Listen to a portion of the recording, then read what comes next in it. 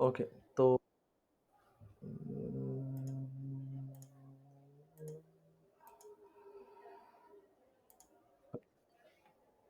यार एक ही दफ़ा जॉइन कर लो।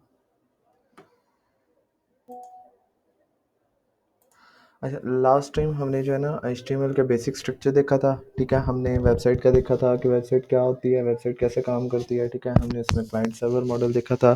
उसके अलावा हमने डोमेन और होस्टिंग का कॉन्सेप्ट देखा था हमने। उसके अलावा सर्वर देखा था कि सर्वर क्या होता है, कैसे काम करता है, ठीक है। और उसके बाद हमने एंड पे जो है एचटीएमएल को देखा था कि एचटीएमएल क्या होती है, और एचटीएमएल के बेसिक स्ट्रक्चर को देखा था, जो कि आपके सामने अभी आपको दिख भी रहा होगा। आज हम जो है ना इसमें सबसे पहले इन जितने भी मेटा टैग्स हैं इनको समझेंगे, ठीक है। इसके अलावा और मेटा टैग्स देखेंगे, और सबसे पहले देखेंगे हम कि टैग्स क्या होते हैं, ठीक है। उसके अलावा टाइटल टैग देखेंगे, और डिफरेंट और तरह के जो टैग्स हैं ना हम उनको देखेंगे, ठीक है। अच्छा, सबसे पहले टैग हम देख लेते हैं कि टैग क्या होता है। अब ये चीज़ मैं आपको बता दूं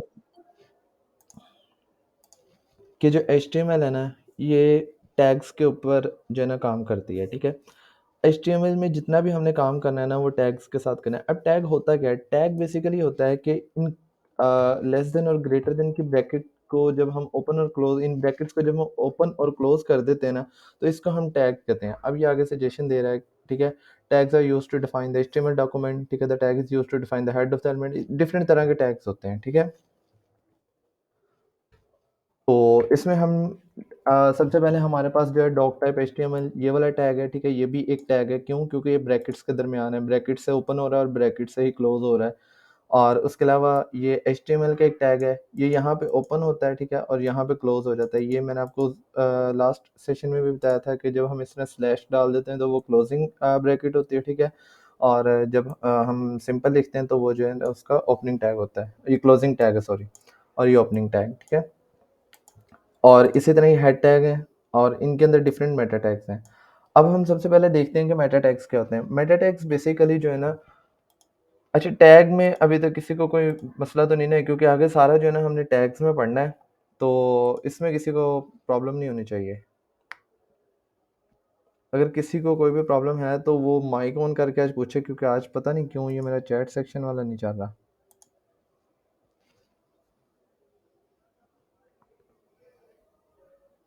ओके, किसी को कोई प्रॉब्लम नहीं है, चलिए ठीक है, आगे चल सकते हैं। अच्छा, सबसे पहले हम देखते हैं कि मेटा टैग्स क्या होते हैं। मेटा टैग्स जो है ना नॉर्मली हमारे हेड टैग के अंदर होते हैं, ठीक है। सबसे पहले हमारा HTML का टैग आता है, उसके बाद हमारा हेड टैग आता है, उसके बाद हमारा बॉडी टैग आता है, ठीक है। अब जितने भी मेटा टैग्स होते हैं ये हम लिखते हैं हेड टैग के अंदर। सबसे पहले आप लोगों ने ये देख लेना है। अब मेटा टैग्स होते हैं, किस चीज़ के लिए यूज़ होते हैं? ये होते हैं SEO के लिए। अब SEO क्या होता है? ठीक है, SEO, ठीक है। ये क्या होता है? ये बेसिकली इसे हम कहते हैं सर्च इंजन ऑप्टिमाइज़ेशन, ठीक है। इसे हम नॉर्मली कहते हैं सर्च इंजन ऑप्टिमाइज़ेशन, और ये किस लिए यूज़ होता है? ये होता है गूगल में रैंक करवाने के लिए। सर्च इंजन, अब गूगल एक सर्च इंजन है, ठीक है। गूगल है और डिफरेंट और भी सर्च इंजन अवेलेबल हैं, ठीक है। तो इसमें सर्च इंजन में रैंक करवाने के लिए हम सर्च इंजन ऑप्टिमाइज़ेशन यूज़ करते हैं, एसईओ जिसे हम कहते हैं। अब for example what is HTML, ठीक है, मैं ये चीज़ लिख के सर्च करता हूँ, ठीक है। अब रैंकिंग का क्या मतलब है, मैं वो सबसे पहले समझा देता हूँ, ठीक है। अच्छा, अब ये देखो, मैंने लिख के सर्च किया व्हाट इज़ एचटीएमएल, मैंने सर्च इंजन में लिखा व्हाट इज़ एचटीएमएल, तो मेरे पास सबसे पहले ये वाली वेबसाइट का लिंक शो हुआ, ठीक है, W3 स्कूल्स का। उसके बाद मेरे पास होस्टिंगर का शो हुआ, ठीक है। उसके बाद मेरे पास जावा टी पॉइंट का शो हुआ। उसके बाद मेरे पास जो है ना डेवलपर मोज़िला का शो हुआ। अब बेसिकली सबसे ऊपर ये चीज़ शो हुई है, तो इसको हम कहते हैं रैंकिंग, ठीक है, रैंक करवाना। अब रैंकिंग का फ़ायदा क्या होता है? जितनी ज़्यादा वेबसाइट हमारी रैंक करेगी, उतनी ही ज़्यादा हमारे पास ट्रैफ़िक आएगी वेबसाइट पे, ठीक है? और ये तो आप लोगों को पता है, जितनी ज़्यादा ट्रैफ़िक होगी उतना हमारे बिज़नेस के लिए अच्छा होता है। अगर हम एडसेंस से अप्रूव्ड है हमारी वेबसाइट, तो हम उतना हमारा रेवेन्यू जनरेट होता है, ठीक है? तो बेसिकली सर्च इंजन ऑप्टिमाइज़ेशन ये काम करती है कि हमारी वेबसाइट को जो है रैंक करवाती है। अब मेटा टैग्स इन चीज़ों के लिए यूज़ होते हैं। अब हम एक-एक करके जो है ना डिफरेंट और भी इनके पर्पस होते हैं, लेकिन नॉर्मली ये एसईओ के लिए यूज़ होते हैं। अब हम एक-एक करके मेटा टैग को समझ लेते हैं कि क्या चीज़ है ये। अब ये जो है ना, ये डिफ़ाइन करता है, ये वाला मेटा टैग डिफ़ाइन करता है कि जो हमारे इसके अंदर करैक्टर्स हमने यूज़ करने हैं ना, वो UTF-8 के होंगे, ठीक है? ये नीचे अगर हम इस पे होवर करें, तो ये हमें डिटेल्स भी दे रहा है कि हम जो है ना, इसमें UTF-8 के करैक्टर्स यूज़ करेंगे। इसमें जो ASCII होते हैं ना, वो इनकम्पैटिबल होते हैं, ठीक है? अच्छा, इसके अलावा अब ये वाला टैग क्या करता है, ये वाला मेटा टैग जो है वो बताता है कि अब जो है ना, इंटरनेट एक्सप्लोरर की जगह जो है ना, वो माइक्रोसॉफ्ट एज आ चुका है। अब जैसे आप लोगों को भी पता है कि इंटरनेट एक्सप्लोरर बंद हो गया, उसकी जगह माइक्रोसॉफ्ट एज आ गया, ठीक है? तो ये उसकी कंपैटिबिलिटी डिफाइन करता है कि ये बेसिकली हमारे डिफरेंट टैग्स होते हैं, वो जो है ना ब्राउज़र्स कंपैटिबल होते हैं। जो ज़्यादातर हम नॉर्मली ज़्यादा यूज़ करते हैं, वो ऑलमोस्ट ऑल ब्राउज़र्स के लिए कंपैटिबल होते हैं। अब कंपैटिबिलिटी का क्या मतलब है कि जो कुछ टैग्स ऐसे होते हैं जो किसी ब्राउज़र्स को सपोर्ट नहीं करते। मतलब अगर कोई एक ऐसा टैग है जो यानी कि फायरफॉक्स के लिए कंपैटिबल नहीं है, तो उसका मतलब ये है कि हम जब अपनी वेबसाइट को फायरफॉक्स पे ओपन करेंगे, तो वो जो है टैग जो है वहाँ पे वर्क नहीं करेगा, ठीक है? कंपैटिबिलिटी का ये मतलब है। अच्छा, अब थर्ड वाला मेटा टैग किस लिए है? थर्ड वाला जो है वो व्यू पोर्ट बताता है। व्यू पोर्ट होता है बेसिकली अब मेरी इस स्क्रीन पे जितना भी मुझे दिख रहा है ना, इसे हम कहते हैं व्यू पोर्ट। मतलब जितना जितना कंटेंट या जितना भी हिस्सा हमें दिख रहा है ना, उसे हम कहते हैं व्यू पोर्ट। अब ये बताता है कि जितना भी कंटेंट है ना, उसकी विड्थ कितनी होगी, जितनी डिवाइस की विड्थ है, ठीक है? ये बताता है कि मेरे पास जितना भी कंटेंट है वो सारा उसके अंदर आए, जितनी डिवाइस की विड्थ है उतनी ही विड्थ मेरा कंटेंट भी ले, ठीक है? अब इसका क्या मतलब है? आप लोगों ने एलएमएस यूज़ किया होगा अपना यूनिवर्सिटी का, यूआईटी का एलएमएस। उसको हम मोबाइल पे जब चलाते हैं तो उसको हमें जो है ना हॉरिज़ॉन्टली स्क्रॉल करना पड़ता है। मतलब उसको राइट टू लेफ्ट हमें जो है ना स्क्रॉल करना पड़ता है। तो यही चीज़ बेसिकली जो है ना हम इसमें जो है ना कंट्रोल करते हैं। इसको आगे हम देखेंगे रिस्पॉन्सिवनेस में भी, ठीक है? तो उसमें भी काम आते हैं। अब और भी मेटा टैग्स होते हैं, हम उनको भी देख लेते हैं। अगर मैं इधर लिखूँ मेटा, तो यहाँ पे आपको डिफरेंट जो है ना सजेशन शो करता है। अब इस सजेशन को शो जो है ना, ये सिर्फ़ और सिर्फ़ वीएस कोड ही नॉर्मली करता है ज़्यादातर।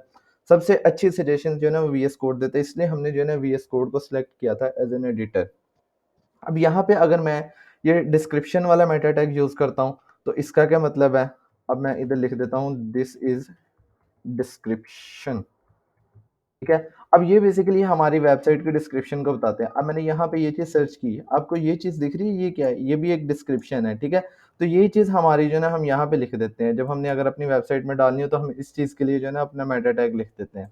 अब एक और हमारे पास होता है मेटा कीवर्ड्स के लिए हम यूज़ करते हैं, ठीक है? मेटा टैग्स, हाँ, ये वाला कीवर्ड्स के लिए हम यूज़ करते हैं, ठीक है? इसमें मैं लिख देता हूँ एचटीएमएल कोमा डाल के लिख देता हूँ सीएसएस, उसके बाद वेबसाइट। अब ये इन कीवर्ड्स पे हमारी वेबसाइट जो है ना रैंक करेगी गूगल में, ठीक है? सर्च इंजन में हमारी वेबसाइट इन इन कीवर्ड्स पे जो है ना रैंक करेगी। मेटा टैग इसलिए यूज़ होते हैं, ठीक हो गया? अब इस तरह और भी मेटा टैग्स होते हैं। अगर मैं यहाँ पे कोई भी वेबसाइट खोल के दिखाता हूँ, फॉर एग्ज़ाम्पल ये वाली खोल देता हूँ और मैं यहाँ पे राइट क्लिक करके व्यू पेज सोर्स में जाता हूँ, तो यहाँ पे आप देख सकते हैं कि इन्होंने कितने ज़्यादा मेटा टैग्स डाले हुए हैं, ठीक है? तो यहाँ से आप लोगों को पता चल जाएगा कि मेटा टैग्स जो हैं वो ज़रूरी होते हैं। तो ये मेटा टैग्स हो गया हमारा। अब उसके बाद टाइटल का मैंने आप लोगों को पहले भी बताया था, अगेन रिपीट कर देता हूँ कि टाइटल टैग जो होता है ना, वो हमारा बेसिकली यूज़ होता है। ये यहाँ पे हम हमारे इधर टैब के ऊपर जो हमारा आ रहा होता है ना, ये बेसिकली टाइटल होता है और ये चीज़ हम लेके आते हैं टाइटल टैग के थ्रू, ठीक है? अब यहाँ पे अगर मैं इस फाइल को अपनी को एचटीएमएल को रन करूँ, मैं यहाँ से गो लाइव पे क्लिक करके इसको लाइव कर देता हूँ। ये मेरी जो है ना फाइल चल पड़ी है। अब यहाँ पे देखो मैंने डॉक्यूमेंट लिखा हुआ था तो मेरे पास यहाँ पे डॉक्यूमेंट शो होना शुरू हो गया, ठीक है? अब मैं यहाँ पे अगर इसको चेंज कर देता हूँ एचटीएमएल सेशन 2, ठीक है? अब मैंने यहाँ पे अगर चेंज किया, इसको एचटीएमएल सेशन 2 लिखा है तो मेरे पास यहाँ पे जो है ना एचटीएमएल सेशन 2 शो होना शुरू हो गया, ठीक है?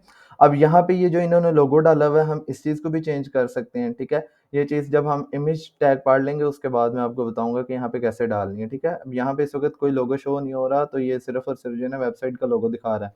तो इसको भी हम चेंज कर सकते हैं बाद में, जब हम इमेज टैग पढ़ लेंगे उसके बाद मैं बता दूँगा। अच्छा, अब आ जाते हैं बॉडी के अंदर, हेड टैग भी हमारा जो है कंप्लीट हो गया। ये हमारा हेड टैग होता है, हेड टैग का जो है ना हमारे कंटेंट नीचे वाले कंटेंट के साथ कोई लेना-देना नहीं होता। उसका सिर्फ़ या तो एसईओ के साथ लेना-देना होता है या फिर जो है ना ये हमारा इधर जो चीज़ शो हो रही है तो उसके साथ होता है, या जब हमने फाइल्स को एक-दूसरे के साथ कनेक्ट करना होता है, तब हमारा हेड टैग जो है ना यूज़ होता है। अब जितना भी कंटेंट है ना वो हमारा यूज़ होता है बॉडी में, ठीक है? मैं इसको रिमूव कर देता हूँ। मैं ज़रा थोड़ी ही देर के लिए गिटहब कोपायलट बंद कर दूँ। अच्छा, अब आ जाते हैं हम बॉडी के अंदर। बॉडी के अंदर हमारे पास डिफरेंट तरह के हमें टैग्स मिलते हैं। हम उनमें से कुछ टैग्स को जो है ना, वैसे तो टैग्स तकरीबन मेरा ख़्याल में कोई 70-80 या शायद उससे भी ज़्यादा हैं, लेकिन हमने सारे याद नहीं करने। हमने जो है ना सिर्फ़ जो बेसिक टैग्स होते हैं ना उनको याद कर लेना है, और जो हमारे पास जो है ना ज़्यादातर यूज़ होते हैं हमने उनको देख लेना है। अच्छा, अब यहाँ पे जो है ना हमें यूँ करके सॉरी, लिखना पड़ता है। हमें सिंटैक्स याद करने की ज़रूरत नहीं है।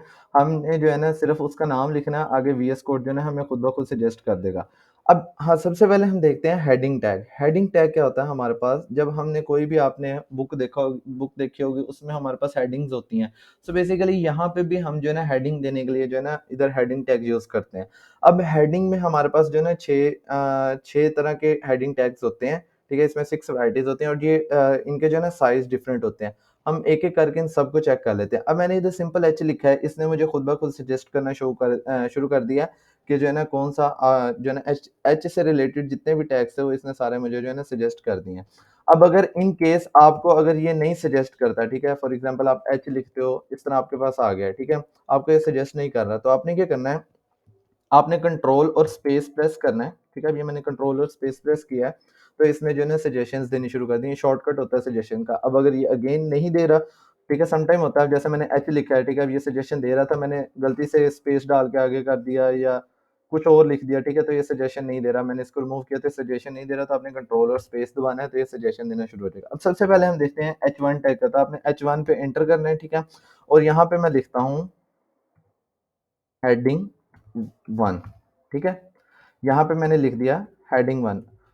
अब देखते हैं कि इसका हमारी जो है उस पे क्या फ़र्क पड़ा, जो हमारा डॉक्यूमेंट था। अब ये देखो, ये हमारे पास इधर जो है ना हेडिंग आ गई, और ये H1, ठीक है? इसका साइज़ ये होता है। अब हम बाकी हेडिंग टैग्स भी देख लेते हैं।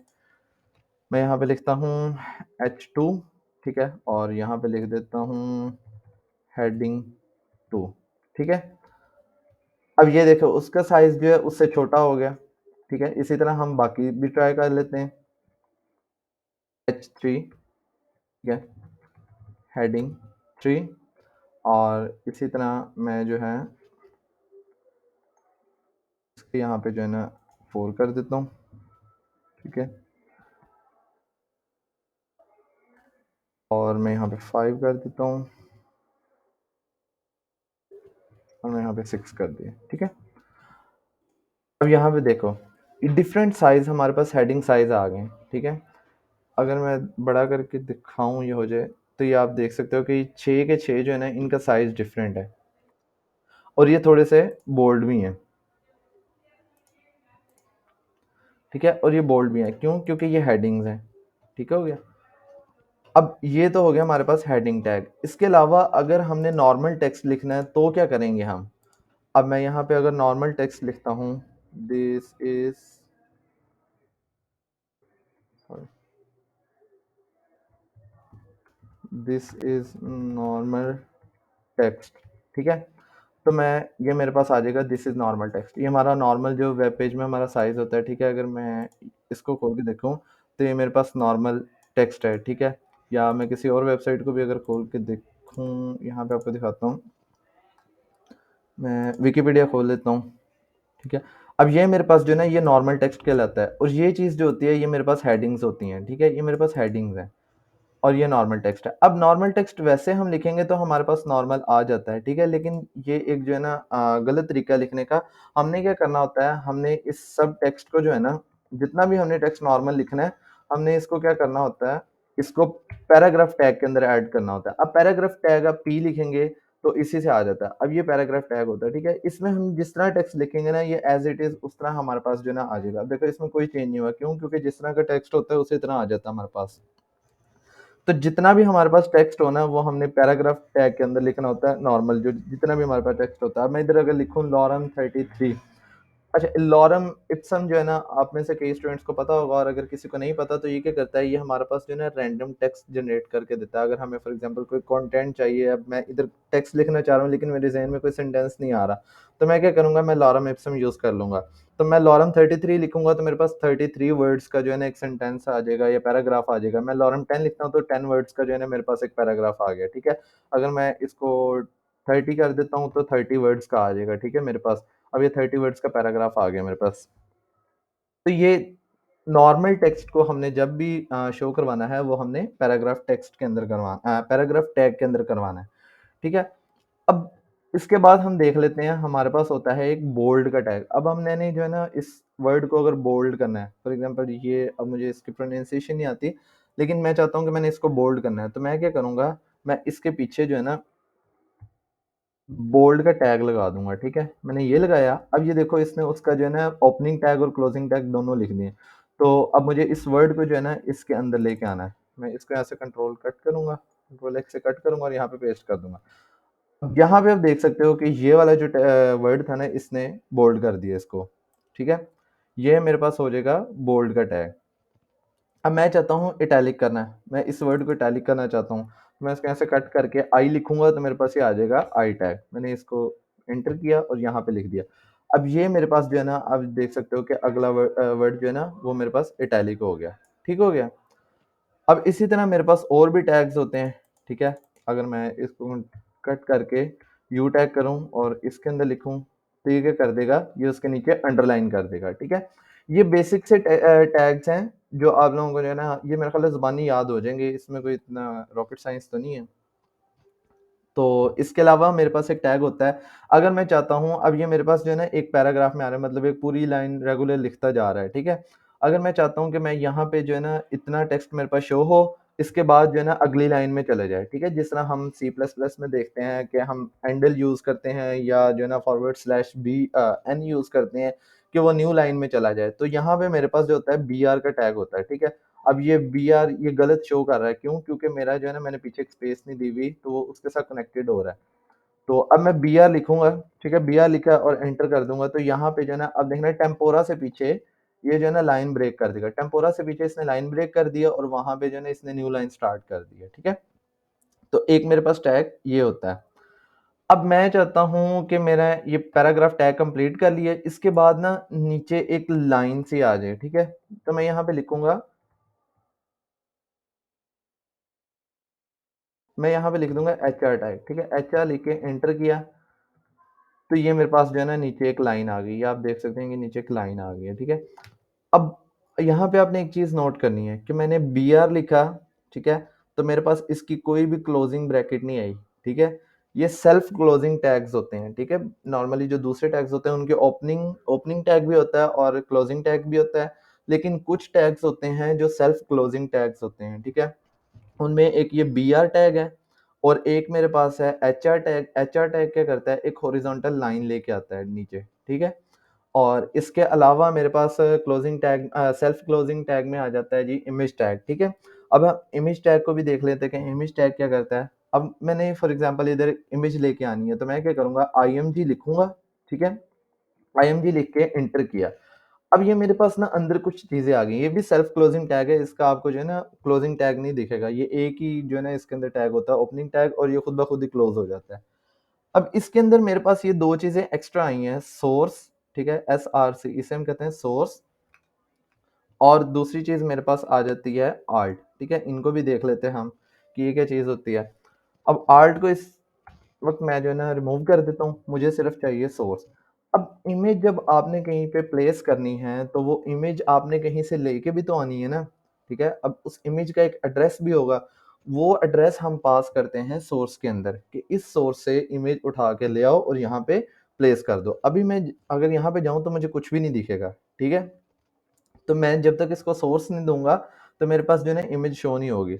अब मैं अगर रैंडम,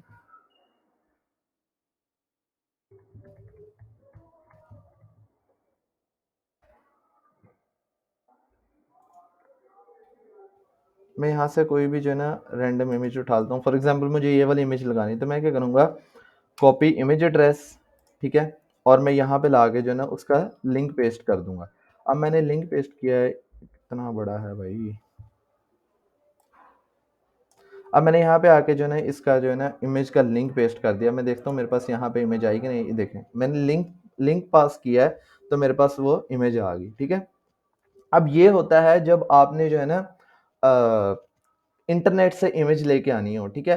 अब लेकिन इसका एक नुकसान होता है कि अगर मैं जो है ना ये वेबसाइट फॉर एग्जांपल ब्लॉक हो जाती है, ठीक है, जहाँ पे ये इमेज पड़ी है, या इसका लिंक या इमेज जो है ना यहाँ से सर्च इंजन से गायब हो जाती है, तो मेरे पास यहाँ पे इमेज शो होना बंद हो जाएगी, ठीक है। तो ये जब आपने ऑनलाइन इमेज कोई प्लेस करनी होती है तो आप डायरेक्ट जो है ना उसका लिंक पेस्ट कर देते हो, ठीक है। अगर आपने इस तरह नहीं करना, आपके पास कोई इमेज पड़ी हुई है, ठीक है। अब मैं देखता हूँ मेरे पास कोई इमेज शायद पड़ी होगी, ठीक है। अच्छा, मैं ये वाली इमेज लगाता हूँ, तो मैं क्या करता हूँ, इसको यहाँ से कट करता हूँ और यहाँ पे आके पेस्ट कर देता हूँ। नहीं हुई।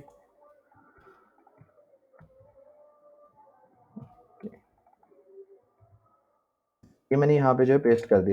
अब मैं इसका इतना बड़ा नाम जो है ना उसकी जगह मैं लिख देता हूँ माई इमेज, ठीक है। मैंने ये कर दिया, इसको रीनेम कर दिया। अब मैं क्या करूँगा, मैं यहाँ पे स्लैश डालूँगा, ठीक है। तो ये वीएस कोड ने मुझे जो है ना सजेशन दे दिया है कि इस फ़ोल्डर में, मतलब स्लैश का मतलब होता है मेरा करंट फ़ोल्डर, ठीक है। जब आगे हम इसके मल्टीपल फ़ोल्डर्स बनाएँगे ना, जब सीएसएस का सेशन हमारे होंगे, तो उसमें मैं आपको और चीज़ें बताऊँगा कि अगर फ़ोल्डर के बाहर से वाले फ़ोल्डर पेरेंट फ़ोल्डर से लेके आना है, तो वो किस तरह लेके आना है। अभी के लिए आपने क्या करना है कि आप जिस एचटीएमएल फाइल पे काम कर रहे हो, आपने उसी फ़ोल्डर में लाके जो है ना अपनी इमेज रख देनी है। तो स्लैश डाल के जो है ना इमेज में मैं एंटर करूँगा, तो ये मेरे पास जो है ना अब देखना, ये इमेज शो होना शुरू हो गया। अभी ये जितना इमेज थी ना इमेज ने अपना एक्चुअल साइज़ ले लिया, ठीक है। क्यों? क्योंकि इमेज का साइज़ इतना था, तो अभी हमने उसको रीसाइज़ नहीं किया। अब इसको रीसाइज़ कैसे करना होता है? इसको हमने रीसाइज़ करना होता है सीएसएस से। अभी सीएसएस तो आपको पता नहीं है, लेकिन मैं जो है ना, ताकि ये बुरी ना लगे, इसलिए मैं चेंज कर देता हूँ।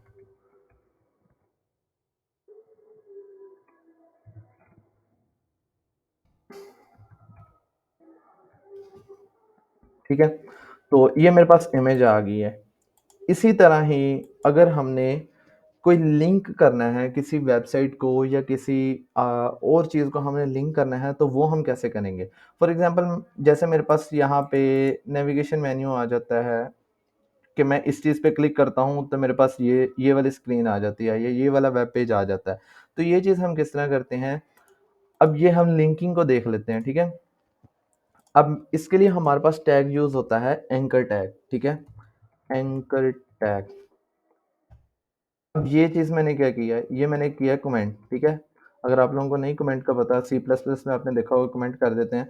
तो वीएस कोड में इसका शॉर्टकट होता है कि आपने जिस लाइन को कमेंट करना है ना, आपने मतलब मैंने एंकर टैग इस लाइन को कमेंट करना है, तो मैं क्या करूँगा कंट्रोल और स्लैश, मतलब ये वाला स्लैश जो होता है ना शिफ्ट के साथ होता है बटन ये। तो मैं इस लाइन पे आके कंट्रोल स्लैश प्रेस करूँगा तो ये कमेंट हो जाएगा, फिर दोबारा यही प्रेस करूँगा तो ये अनकमेंट हो जाएगा। अब अगर मैं चाहता हूँ मल्टीपल चीज़ें कमेंट करनी है तो मैं उन सबको सिलेक्ट करूँगा, ठीक है? तो मैं कंट्रोल स्लैश करूँगा तो ये जो है ना पैराग्राफ कमेंट कर देगा पूरे का पूरा, इसी तरह अनकमेंट कर देगा। अब मैंने इसको कमेंट कर लिया, ठीक है? Anchor tag. अब इसका जो है ना इसके लिए मैं क्या करूँगा, मैं सिंपल ए लिखूँगा, ठीक है? और मेरे पास जो है ना ये आ जाएगा। अब उधर हमने इमेज में आपने देखा था कि मैंने जो है ना सोर्स पास किया था, ठीक है? इसमें हमने सोर्स देना होता है, यानी कि जो भी हमारा इमेज का एड्रेस होता है, वो चीज़ हमारी जो आती है सोर्स एट्रीब्यूट के अंदर आती है। अब यहाँ पे मैं आपको एक और चीज़ समझा देता हूँ कि एट्रीब्यूट क्या होते हैं। एट्रीब्यूट बेसिकली यही होते हैं कि हम जो टैग के ब्रैकेट्स के अंदर टैग के नाम के साथ स्पेस डाल के लिखते हैं ना, ये सारे एट्रीब्यूट्स होते हैं, ठीक है? अब मैंने यहाँ पे ये स्टाइल लिखा है, ठीक है? ये भी एक एट्रीब्यूट है और ये चीज़ लिखी है, ये भी एक एट्रीब्यूट है, ठीक है? ये सिंपल मतलब ये मेरे पास पैराग्राफ टैग है या ये एचआर टैग है, ठीक है? ये तो एक टैग है ना। अब इसके अंदर मैं स्पेस डाल के इनके जितने भी एट्रीब्यूट्स हों वो यूज़ कर सकता हूँ। अब एचआर टैग का कोई एट्रीब्यूट नहीं होता, ठीक है? इमेज टैग का एट्रीब्यूट होता है, इसलिए मैंने यहाँ पे एट्रीब्यूट्स जो है ना वो यूज़ कर लिए। इसी तरह ही एंकर टैग का भी एट्रीब्यूट्स href होता है, ठीक है? अब मैं यहाँ पे क्या करता हूँ, अब आपने देखा है कि इसमें जो है ना इसका क्लोजिंग टैग भी आ गया, ठीक है? क्यों? क्योंकि ये सेल्फ क्लोजिंग टैग नहीं है, तो इसलिए इसकी जो है ना क्लोजिंग ब्रैकेट भी आ गई है। अब मैं क्या करता हूँ, मैं चाहता हूँ इधर लिख देता हूँ गूगल, ठीक है? अब मैंने जैसे ही गूगल लिखा है, मेरे पास यहाँ पे ये शो होना शुरू हो गया गूगल। मैं 1 मिनट थोड़ी देर के लिए जो है ना इसको कमेंट कर देता हूँ इमेज को। अब मेरे पास यहाँ पे शो होना शुरू हो गया है गूगल, ठीक है? अब ये आप देख सकते हो कि ये जो है ना इसका कलर भी डिफरेंट है, क्यों? क्योंकि ये मेरे पास एक लिंक है, ठीक है? लिंक क्लिकेबल होता है। तो इसलिए जब मैं इसके ऊपर होवर करता हूँ, मतलब जब इसके ऊपर अपना कर्सर लेके जाता हूँ, तो कर्सर भी चेंज हो जाता है। क्यों? क्योंकि ये मेरे पास एक लिंक है, ठीक है? अब मैं इस पे क्लिक करता हूँ तो मेरे पास कुछ भी नहीं होता, ठीक है? यही पेज रहता है। मैं चाहता हूँ कि गूगल पे क्लिक करे तो गूगल जो है ना गूगल की वेबसाइट पे जाए। अब मैं क्या करूँगा, मैं यहाँ पे जो है ना गूगल का लिंक पास कर दूँगा, एचटीटीपीएस, ठीक है? और google.com, ठीक है? अब मैंने इस पे जो है ना गूगल का लिंक पास कर दिया। अब मैं इस पे क्लिक करूँगा तो ये जो है ना मुझे गूगल पे ले जाएगा। लेकिन अब आपने एक चीज़ देखी है कि इसने जो है ना उसी पेज पे रहते हुए गूगल की तरफ जो है ना रीडायरेक्ट कर गया। लेकिन मैं चाहता हूँ, अगर मैं चाहता हूँ कि जैसे ही मैं गूगल पे क्लिक करूँ, तो मेरा ये जो है ना गूगल न्यू टैब में ओपन हो, ठीक है? आपने समटाइम देखा होगा कि हम किसी चीज़ पे वेबसाइट यूज़ करते हुए क्लिक करते हैं, तो वो नई टैब में चला जाता है, ठीक है? तो उसके लिए मैं क्या करूँगा, मैं यहाँ पे एक एट्रिब्यूट यूज़ करूँगा, इस एट्रिब्यूट से बाहर आऊँगा और यहाँ पे एक स्पेस डाल के यहाँ पे लिखूँगा टारगेट। अब मैंने टारगेट लिखा है, इसने जो है ना एंटर किया और इसने मुझे डिफरेंट जो है ना सजेशन देना शुरू कर दिए। अब इनमें से आपको कुछ भी नहीं याद करना, ठीक है? मतलब आप लोगों को ये दिख रहा होगा कि यार इतने सारे एट्रिब्यूट्स हैं, पता नहीं किस-किस काम के लिए यूज़ होते हैं। लिटरली इनमें से मेरा ख़्याल है कोई एक भी बंदा ऐसा नहीं होगा जो ये सारे टैग यूज़ करता एट्रिब्यूट्स यूज़ करता होगा, सिर्फ़ और सिर्फ़ ब्लैंक वाला यूज़ होता है, ठीक है? अब मैं इधर ब्लैंक लिख दूँगा, ठीक है? अब जब मैं इस पे क्लिक करूँगा, तो ये देखो इसने नई टैब में मेरे पास वो वाला जो है ना वो सेव रहा है पेज, लेकिन इसने गूगल को नई टैब में ओपन कर दिया, ठीक है? ये चीज़ें आपको याद नहीं करनी, जो नॉर्मली ज़्यादातर आपके प्रोजेक्ट्स में यूज़ होंगी ना, वो खुद ब खुद आपके ज़हन में जो है ना याद होती जाएँगी आपको। अब ये टारगेट ब्लैंक यही चीज़ ज़्यादा यूज़ होती है, कभी-कभार मतलब ये भी कभी-कभार यूज़ होती है, लेकिन यही यूज़ होती है, इसके अलावा कुछ भी नहीं यूज़ होता है, ठीक है? एंकर टैग के अंदर। तो अब मैं चाहता हूँ इसे इतना डिफरेंट बना लूँ, ठीक है? अब मैं फेसबुक लिख देता हूँ इधर और मैं यहाँ पे भी फेसबुक लिख देता हूँ, ठीक है? तो जैसे ही मैं इधर मेरे पास फेसबुक आ गया, मैं फेसबुक पे क्लिक करूँगा तो ये न्यू टैब में चला जाएगा। अभी एडोरम चल रहा है, इसलिए जो है ना फेसबुक वाला पेज चल नहीं रहा, क्यों? क्योंकि एडोरम पे फेसबुक ब्लॉक्ड है, ठीक है? तो इसी तरह मैं जो है ना डिफरेंट वेबसाइट्स का या किसी और डॉक्यूमेंट का जो है ना लिंक पास कर सकता हूँ। ठीक हो गया? अब ये मेरे पास हो गया, एंकर टैग भी हो गया। सबसे पहले ये मैं बाद में जो है ना सारे टैग रिवाइज़ कर दूँगा एक दफ़ा, ठीक है? अब हम देख लेते हैं कि अगर फॉर एग्ज़ाम्पल मेरे पास एक यूट्यूब की वीडियो है, फॉर एग्ज़ाम्पल मेरे पास ये वाली वीडियो है, ठीक है? अब मैं इसको जो है ना अपनी वेबसाइट में प्लेस करना चाहता हूँ, ठीक है? मैं यहाँ पे चाहता हूँ कि मेरी जो है ना यूट्यूब की वीडियो आ जाए। उसके लिए मेरे पास टैग होता है आई फ्रेम टैग, ठीक है? ये मेरे पास आई फ्रेम टैग आ गया। अब यहाँ पे ये जो सोर्स है ना, सोर्स में जाके मैंने ये वाला लिंक पास कर देना है, ठीक है? कहाँ गया? ये वाला। ये मैं यहाँ से मैंने ये वाला कॉपी नहीं करना, सॉरी, सॉरी। आपने जाना है शेयर के बटन में जाके एम्बेड पे जाना है। ये मेरे पास सारे का सारा जो है ना आई फ्रेम टैग आ गया, ठीक है? आपने क्या करना है, आपने यहाँ से इसको कॉपी कर लेना है, ठीक है? यहाँ से भी कॉपी कर सकते हैं। इसको क्लोज़ कर देना है और यहाँ पे बेशक इसको रिमूव कर दें, क्यों? क्योंकि मेरे पास वो आई फ्रेम पहले से ही उसमें लिखा हुआ है। मैं यहाँ पे ये चीज़ आके जो है ना पेस्ट कर देता हूँ, ठीक है? आपने ये चीज़ नहीं देखनी। आपने इसको सिंपल पेस्ट कर देना है, तो मेरे पास मेरे एचटीएमएल के डॉक्यूमेंट में ये चीज़ आ गई, ठीक है? ये वीडियो आ गई। अब यहाँ पे ये मेरी जो है ना वीडियो प्ले भी होना स्टार्ट हो जाएगी। ठीक हो गया। अब यहाँ पे जो है ना टाइटल भी मेरे पास आ जाएगा। मैं यहाँ से डिफरेंट चीज़ें एडिट कर सकता हूँ, ठीक है? फ्रेम का बॉर्डर अभी 0 है, मैं इसको 2 कर देता हूँ अगर, तो मैं देखता हूँ क्या होता है। अब ये मेरे पास 2 पिक्सल का आपने देखा बॉर्डर आया था, ये 7 बॉर्डर आया हुआ है। अगर ठीक है? तो ये नॉर्मली 0 और 1 होता है, बॉर्डर देना है या नहीं देना, ठीक है? अब ऑटो प्ले, अब ये ऑटो प्ले अलाउ किया हुआ है मैंने, ठीक है? ऑटो प्ले का क्या मतलब होता है कि जब भी मेरी आएगी तो ये खुद ब खुद इसने जो है ना प्ले होना शुरू हो जाएगी या नहीं होगी, ठीक है?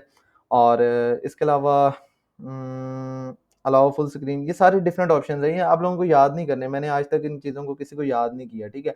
मुझे जस्ट जब ज़रूरत पड़ती है तो मैं आके इसको जो है ना पेस्ट कर देता हूँ, तो इस तरह हम यूज़ कर लेते हैं। हाँ, अगर आप विड्थ और हाइट चेंज करना चाहते हैं तो आप यहाँ से विड्थ और हाइट जो है ना चेंज कर सकते हैं। लेकिन नॉर्मली हम ये चीज़ें जो है ना सीएसएस से हैंडल करते हैं, ठीक है? क्योंकि जितनी भी स्टाइलिंग होती है वो सीएसएस में आती है, मैंने पहले लेक्चर में बताया था। तो हम जितनी भी स्टाइलिंग है ना वो सीएसएस से बाद में देखेंगे। अभी आपने सिर्फ़ देखना है कि चीज़ों को प्लेस कैसे करना है, ठीक है? ये चीज़ों को कैसे हमने अपने एचटीएमएल के या वेबसाइट के डॉक्यूमेंट में लेके आना है, ठीक है? अब ये मेरे पास आईफ्रेम टैग भी हो गया। इसके अलावा और नेसेसरी, हाँ, हम देख लेते हैं कि हमने लिस्ट कैसे डालनी है। लिस्ट क्या होती हैं? लिस्ट हमारे पास होती हैं, अब मैं अगर लिखूँ लिस्ट्स इन एचटीएमएल, ठीक है? ये हमारे पास जो है ना लिस्ट होती हैं, ये चीज़। इस तरह अगर हमने ये इनको बुलेट्स कहते हैं, ठीक है? अगर हमने इसको बुलेट्स में लेके आना है या इस तरह नंबरिंग वाली लिस्ट बनानी है तो हम किस तरह बनाते हैं? तो वो चीज़ हम देख लेते हैं। अब यहाँ पे ना हमारे पास लिस्ट्स की 2 टाइप्स होती हैं, ठीक है? मैं यहाँ पे लिख देता हूँ टाइप्स ऑफ लिस्ट्स, ठीक है? एक मेरे पास होती है ऑर्डर्ड लिस्ट, ठीक है? और एक मेरे पास होती है अनऑर्डर्ड लिस्ट, ठीक है? अब मैं इसको भी कमेंट कर दूँगा। अब ये हमारे पास 2 तरह की लिस्ट होती हैं, ठीक है? एक ऑर्डर्ड और एक अनऑर्डर्ड। अब ऑर्डर्ड और अनऑर्डर्ड में क्या फ़र्क होता है? अब यहाँ पे देख रहे हो, यहाँ पे इसका जो है ना कोई नंबरिंग नहीं दी हुई। इसको हम कहेंगे अनऑर्डर्ड और इसको हम कहेंगे ऑर्डर्ड, ठीक है? अब इसको देख लेते हैं हमने कैसे लेके आना है। इसके पास मेरे पास होता है, सबसे पहले हम देखते हैं ऑर्डर्ड लिस्ट को। तो इसके लिए हमारे पास टैग होता है ओएल, ठीक है? ओएल लिख के एंटर करेंगे तो ये इसने जो है ना कुछ स्पेस ऐड किया और मैं एलआई, एलआई होता है लिस्ट और ऑर्डर्ड लिस्ट, मतलब एक बॉक्स के अंदर जब मैंने चीज़ों को डालना है तो मैं क्या करूँगा, ओएल टैग मैंने सबसे पहले लगाया, ठीक है? मैंने अपने जो है ना एचटीएमएल को कंपाइलर को एडिटर को बता दिया कि जो है ना मैं यहाँ पे ऑर्डर्ड लिस्ट बनाने लगा हूँ, ठीक है? अब उसने कहा ठीक है ऑर्डर्ड लिस्ट बना लो। अब उसके अंदर जो मैंने लिस्ट पास भी तो करनी है ना, ठीक है? अब ये देखो मैंने ऑर्डर्ड लिस्ट बनाने लगा हूँ तो मैंने ये चीज़ें पास भी तो करनी है कि नहीं करनी? तो मैं अरे लिंक्ड लिस्ट टैग कहाँ पे लिखूँगा? मैं सिंपल इस तरह तो नहीं लिख दूँगा कि अरे, ठीक है? अरे कोमा लिंक्ड लिस्ट इस तरह नहीं लिखूँगा। उसके लिए मैं क्या करूँगा, मैं एलआई टैग यूज़ करूँगा। मैं एलआई लिखूँगा और यहाँ पे लिखूँगा अरे, ताकि एडिटर को पता लगे कि ये जो है लिस्ट बना रहा हूँ मैं यहाँ पे। अब ये तो यहाँ से पता चल जाता है कि कि मैं लिस्ट बना रहा हूँ या नहीं बना रहा, ठीक है? और कौन-सी लिस्ट बना रहा हूँ वो बताता है ये ओएल टैग, ठीक है? अब ये चीज़ मैंने इस तरह लिखी है तो मैं यहाँ पे जाके चेक कर लेता हूँ। अब यहाँ पे आप देख सकते हो कि मेरे पास जो है ना उसने 1-2 मतलब नंबरिंग करके एक ऑर्डर्ड लिस्ट मेरे पास दे दी है, अरे और लिंक्ड लिस्ट की, ठीक है? अब इसी तरह ही अगर मैं चाहता हूँ कि अनऑर्डर्ड लिस्ट मैंने बनानी है तो मैं किस तरह बनाऊँगा? मैं सिंपल उसी तरह ही मेरे पास होगा। मैं इसी को कॉपी पेस्ट कर लेता हूँ, ठीक है? मैंने कॉपी पेस्ट कर लिया। बस मैं क्या करूँगा यहाँ पे ओएल की जगह यूएल कर दूँगा, ठीक है? मैंने ओएल की जगह यूएल किया, ये रिमूव कर दूँ मैं यहाँ से। तो यहाँ पे आप देख सकते हो कि जो है ना यहाँ पे मेरे पास एक ऑर्डर्ड लिस्ट आ गया और एक मेरे पास अनऑर्डर्ड लिस्ट आ गई है, ठीक है? ये इस तरह हम अपने पास जो है ना लिस्ट ले आते हैं। अब मैं यहाँ पे ना आपको एक वीएस कोड की एक छोटी-सी सेटिंग करवाता हूँ। आपने यहाँ पे जाना है, कमांड पैलेट पे जाना है, ठीक है? आपने यहाँ पे लिखना है कॉपी लाइन डाउन, ठीक है? Copy line down. अब यहाँ पे ना कॉपी लाइन डाउन पे आपके ना शॉर्टकट जो है ना वो डिफरेंट होगा। आपने क्या करना है, यहाँ पे सेटिंग पे जाके यहाँ पे एडिट करना है, ठीक है? और कंट्रोल डी प्रेस कर देना है, ठीक है? अब वो कह रहा है कि ऑलरेडी एग्ज़िस्ट करती है, ठीक है? क्यों? क्योंकि मैंने ये वाली शॉर्टकट की जो है इसी को दी हुई है, ठीक है? तो इसलिए मैं इसको एडिट नहीं कर सकता। आपने यहाँ पे जो भी होगा ना उसको एडिट करके कंट्रोल डी कर लेना है। क्यों? क्योंकि जो बाय डिफ़ॉल्ट होती है वो मेरा ख़्याल है 3 टू 4 कीज़ का जो है ना शॉर्टकट होता है। अब इसका फ़ायदा क्या होता है? इसका फ़ायदा ये होता है कि अगर मैं देखना इस पे इस लाइन को कॉपी करके पेस्ट करना चाहता हूँ ना, तो मैं ये नहीं करूँगा कि मैं इसको यहाँ से सिलेक्ट करूँगा, कॉपी करूँगा, फिर न्यू लाइन पे आऊँगा, पेस्ट करूँगा, ठीक है? मैं सिंपली क्या करूँगा, जिस लाइन को मैंने कॉपी पेस्ट करना है ना, मैं यहाँ पे इस लाइन पे आया हूँ, यहाँ पे कहीं पे भी आ जाऊँ, ज़रूरी नहीं है कि एंड पे आना है।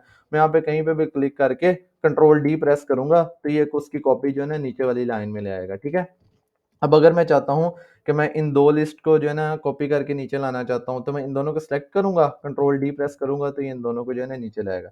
मैं इसको चाहता हूँ कि पूरे का पूरा नीचे ले आऊँ, तो मैं इसको सिलेक्ट करूँगा और कंट्रोल डी करूँगा, तो ये मेरे पास आ जाएगा, ठीक है? अब कुछ और शॉर्टकट्स हैं वीएस कोड के, वो देख लेते हैं। अब मैं चाहता हूँ कि ये अरे वाला जो है ना, इसको मैंने लास्ट पे लेके आना था, ठीक है? लिंक लिस्ट इसके नीचे लेके आना था। तो मैं ये नहीं करूँगा, मैं यहाँ से इसको कट करूँगा, ठीक है? फिर वहाँ पे जाके पेस्ट करूँगा। तो मैं सिंपल क्या करूँगा, मैं यहाँ पे आऊँगा, ऑल्ट प्रेस करके डाउन वाली जो एरो की होती है ना हमारे पास, इस पे आऊँगा और जो ऑल्ट प्रेस करके जो डाउन वाली एरो की होती है ना, उससे मैं इसको नीचे लेता आऊँगा, ठीक है? जितना मुझे नीचे लेके जाना है, मैं इसको लेता आऊँगा। मैंने इसको यहाँ पे लेके आना था, मैंने इसको यहाँ पे लाके छोड़ दिया, ठीक है? तो ये हमारे पास होती है शॉर्टकट्स कुछ हैं वीएस कोड की। इसके अलावा अगर मैं चाहता हूँ कि जहाँ-जहाँ मैंने अरे लिखा है, ठीक है? मैं अरे की जगह जो है ना, मैं कुछ और लिखना चाहता हूँ, मैं यहाँ पे हैश लिखना चाहता हूँ।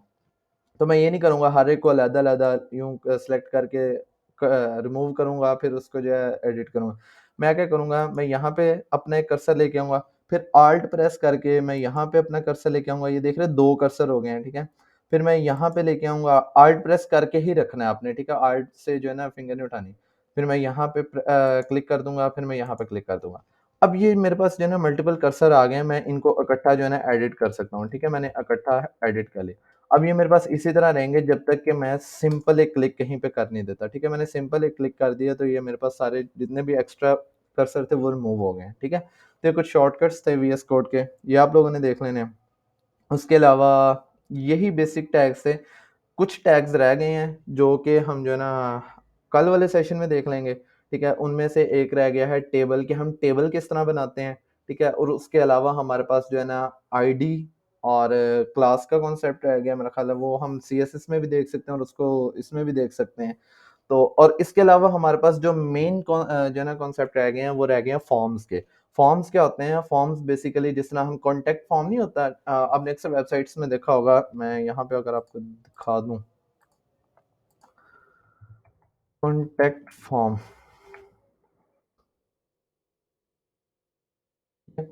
इस तरह हमारे पास डिफरेंट कॉन्टैक्ट फॉर्म होते हैं जिसमें हम जो है ना कॉन्टैक्ट कर सकते हैं वेबसाइट ओनर से।